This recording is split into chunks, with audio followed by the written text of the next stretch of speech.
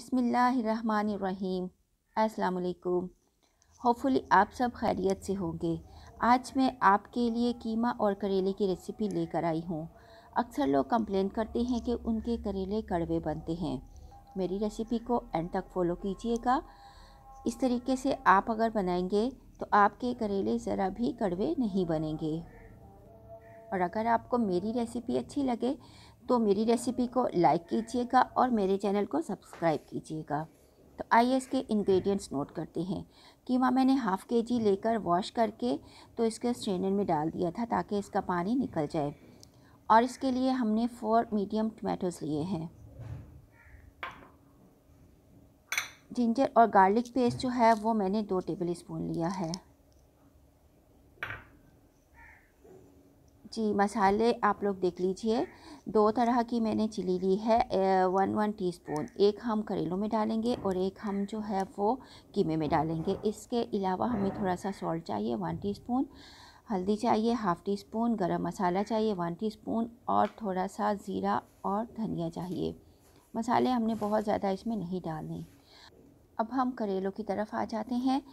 तो जी, इन्हें मैंने हाफ़ करने के बाद इनके सीड रिमूव कर दिए थे और 2 से 3 टेबल स्पून सॉल्ट जो है वो मैंने करेलों के अंदर और बाहर अच्छे से लगाकर इसको रख दिया था।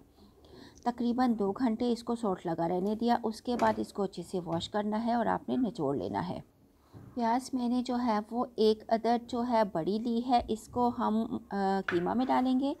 और 2 मीडियम प्याज जो हैं वो मैंने लिए हैं और इनको मैंने रफली ही चॉप किया है और ये हम करेलों में डालेंगे। इनमें प्याज की क्वांटिटी थोड़ी सी ज़्यादा जाती है। हरी मिर्चें 6 से 7 मैंने ले ली हैं और इनको बारीक बारीक काट लिया है। इंग्रेडिएंट्स आपने नोट कर लिए हैं। तो आइए इसकी प्रिपरेशन की तरफ। बिस्मिल्लाहिर्रहमानिर्रहीम। हमने एक कढ़ाई ले ली है और इसके अंदर तकरीबन हाफ़ कप हमने ऑयल डाला है। ऑयल हमने बहुत ज़्यादा यूज़ नहीं करना।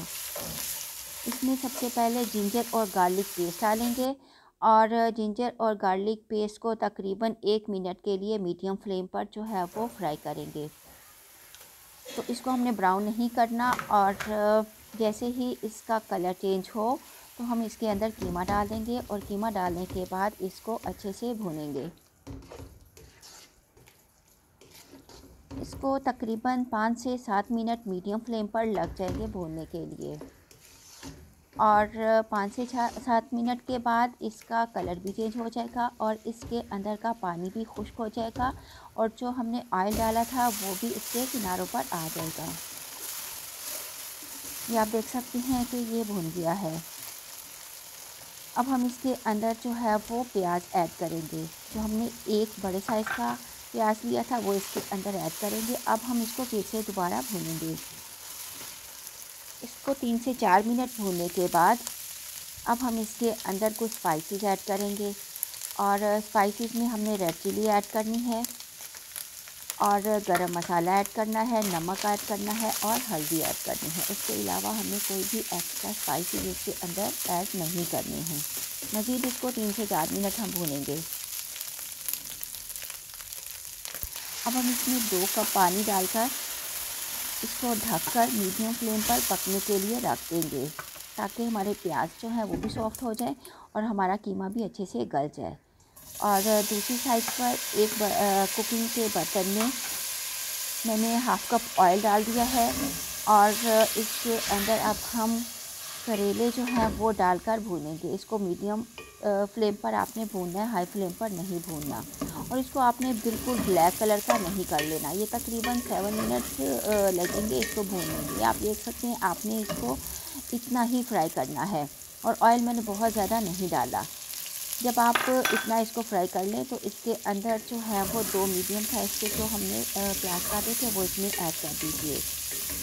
अब हम प्याज को पिंक या गोल्डन कलर तक भूनेंगे।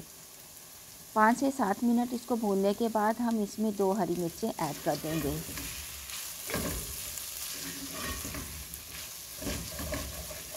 इस बात का ख्याल रखना है कि ये नीचे भी लग सकते हैं, लेकिन आपने इसमें पानी ऐड नहीं करना। आप फ्लेम को स्लो कर दीजिए, लेकिन पानी ऐड नहीं करना आपने। अब हम इसके अंदर थोड़ी सी रेड चिल्ली और थोड़ा सा सॉल्ट ऐड कर देंगे। सॉल्ट हमने बहुत ज़्यादा ऐड नहीं करना क्योंकि करेलों को ऑलरेडी हमने सॉल्ट लगाया था।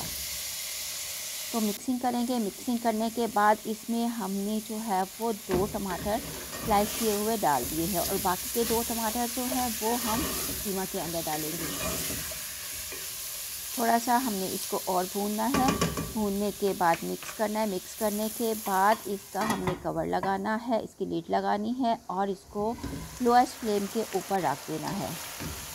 तो दूसरी साइड पर आते हैं जी। हमारे कीमे का पानी जो है वो ड्राई हो चुका है और अब हम इसमें टमाटोज़ ऐड करेंगे। टमाटोज़ ऐड करने के बाद इसको हम मज़ीद भूनेंगे।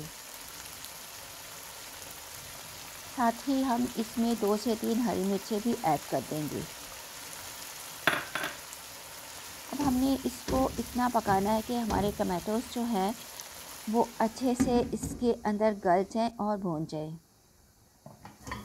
तो करेलों की तरफ आते हैं। ये आप देख सकते हैं तकरीबन 5 मिनट मैंने इसको दम पे रखा था और 5 मिनट के बाद जो है हमारे करेले जो है वो रेडी हो गए हैं। और दूसरी साइड पे ये कीमा भी हमारा रेडी हो गया है, अच्छा सा भुन गया है और इसका ऑयल भी किनारों पर आ गया है। अब हम इसकी मिक्सिंग करेंगे। मिक्सिंग करने के लिए हमने करेले का जो सालन बनाया है वो हम कीमे के अंदर डालकर मिक्स कर देंगे। अच्छे से मिक्स करने के बाद इसको हम 2 से 3 मिनट के लिए दम लगाएंगे और दम लगाने के बाद इसमें हम धनिया, पिसा हुआ धनिया और ज़ीरा ऐड करेंगे और जी हमारा जो है कीमे करेले का सालन रेडी हो गया है। करेलों के छिलके मैंने बिल्कुल भी रिमूव नहीं किए हैं और हमारे करेले का सालन बहुत ही मज़ेदार बनकर रेडी हुआ है और ज़रा भी कड़वा नहीं हुआ है। तो आइए इसको डिश आउट करते हैं। जितनी देर में मैं इसको डिश आउट करती हूँ, अगर आप मेरे चैनल पर न्यू हैं तो मेरे चैनल को सब्सक्राइब कर दीजिए और बेल आइकॉन का बटन भी प्रेस कर दीजिए ताकि आपको मेरी हर नई वीडियो का नोटिफिकेशन मिलता रहे।